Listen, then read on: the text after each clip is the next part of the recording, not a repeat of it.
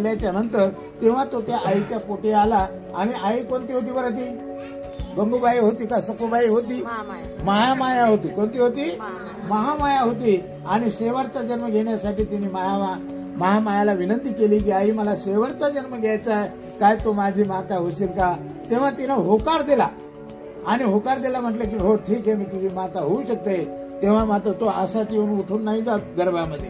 काय करतो हा बोधिसत्व? तो मात्र अशा प्रकारे सफेद हत्तीवर बसतो. असे कमळाचे फुल हातात घेतो. आपल्या सफेद हत्तीवर बसून आपल्या आईला 3 वेळा असं चक्कर मारतो. आणि चक्कर मारून सफेद हत्तीसह नंतर मग उजव्या कशीतून तो प्रवेश करतो. आपले पोरं आले का असे? आले? अरे तेथून आला तो विचारून नाही आला, आणि इथून गेला तर विचारून नाही गेला, आणि जसा आला तसा गेला. लक्षात आलं? फक्त एकच बोधिसत्व असा आहे, तो फक्त आपल्या आईला विचारतो की आई मला शेवटचा जन्म घ्यायचा आहे, पण तू माझी आई होशील का? तेव्हा ती मात्र हो म्हणते. तेव्हा मात्र हा प्रकार घडतो. आणि तो अशा सफेद हत्तीवर फिरतो. आणि 3 वेळा चक्रमण झाल्याच्या नंतर गुडघे टेकून आईला वंदन करतो. आणि मग उजव्या कुशीतून प्रवेश करतो. आपले पोर येतात का? आपले पोर कधी येतात आणि कधी जातात माहीत नाही पडत. आणि आपण लय रडतो त्यांच्याकडे. आणि म्हणून अशा प्रकारे आईनं हे थोडं लक्षात घेतलं पाहिजे की तेथून आला तर विचारून नाही आला, इथून गेला तर विचारून नाही गेला. जसा आला तसा गेला. त्याचे जसे कर्म होते तसा त्याला गेला. त्याची गती तिथं झाली. त्याने जर पुण्यकर्म केले असेल तर सद्गतीला गेला असेल, आणि त्याने जर पाप कर्म केले असेल तर दुर्गतीला गेला असेल. याच्यात मी काय रडायचं? अशा प्रकारचा बोधिसत्वाचा जन्म होतो. तो बोधिसत्व तर अशा प्रकारे आपण आल्याच्या नंतर बोधिसत्वाने घर सोडलं का नाही? पण बोधिसत्वाने घर सोडल्याच्या नंतर डायरेक्ट जाऊन आसनावर बसला का? आसनावर बसला नाही बसला. आपण भगवान बुद्धाने धर्म कधी जर वाचला असेल किंवा 3 महिन्याच्या या काळामध्ये वाचला असेल तर बोधिसत्व घरातून निघाल्याबरोबर आसनावर नाही बसले. तर आसनावर नाही बसले तर आपण हे सुद्धा शिकायला पाहिजे की बोधिसत्व जेव्हा घरातून निघाले चिवर धारण केलं. आणि चालून धारण केल्याच्या नंतर आपल्या छन्ना घोड्याला घेतलं. आणि आपला जो होता उपासक त्याला घेतलं. छन्ना आणि कोण? छन्ना आणि दुसरा कोण होता? कंथक नावाचा घोडा. हा छन्ना त्यांचा कोण होता? त्यांचा सेवक होता.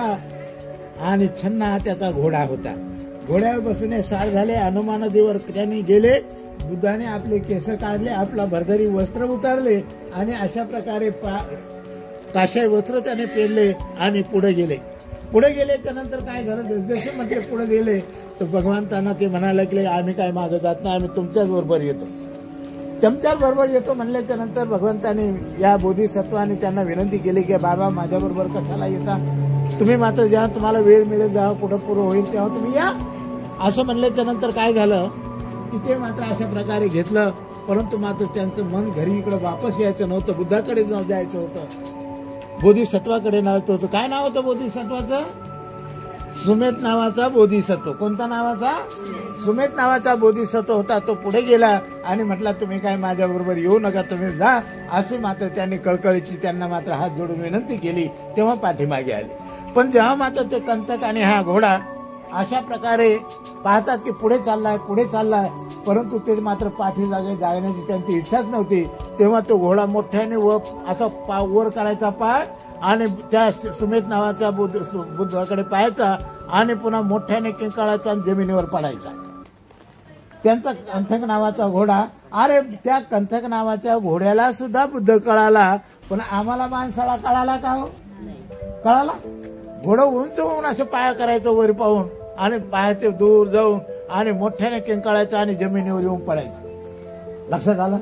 अशा प्रकारे त्यांचा सेवक सुद्धा अशा प्रकारे उंच पाहायचा आणि त्यांच्या पाठोपाठ मोठ्याने वरडायचा, तोही जमिनीवर पडायचा. असं करता करता करता कितीतरी दिवस त्यांना आपल्या जागेवर जायला लागले. लक्षात आलं? मग आता पशुला जर बाबासाहेब बुद्ध समजले तर मग आपल्याला समजलंच असेल, आहे का नाही? कोणाला नाही समजला बुद्ध? कुणाला बुद्ध समजला?